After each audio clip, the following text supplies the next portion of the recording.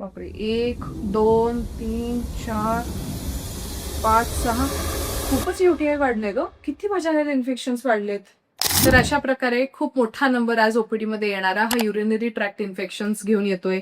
व्हाजायनल infection, fungal infection, अतिरिक्त white discharge, foul spelling discharge घेऊन येतोय. आणि ह्यासाठी रिस्पॉन्सिबल आहे आपला पाऊस.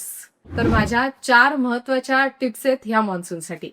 टिप नंबर 1, कोरडे आणि नीट वाळवलेले कपडेच तुम्ही आणि तुमच्या बाळाने घातले पाहिजे.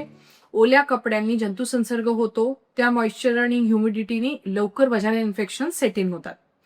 टिप नंबर 2, तुमच्या आणि तुमच्या बाळाच्या इंटिमेट एरियाची जास्त काळजी घेतली पाहिजे. त्यांना व्यवस्थित आंघोळीनंतर ड्राय केलं पाहिजे आणि लूज सुती अंडरवेअर आणि कपडे घातले पाहिजे.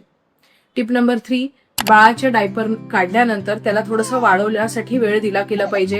त्याला त्या एरियामध्ये लगेच डायपर नाही घातलं गेलं पाहिजे. आणि सेम तुम्ही एक्सेसिव्ह वॉशिंग तुमच्या इंटिमेट एरियाचं नाही केलं पाहिजे. त्याला जास्त घासलं पण नाही पाहिजे आणि खूप रब पण नाही केलं पाहिजे. ओके. आणि चौथी महत्वाची टिप, गरज असली तरच पावसात भिजायला जा.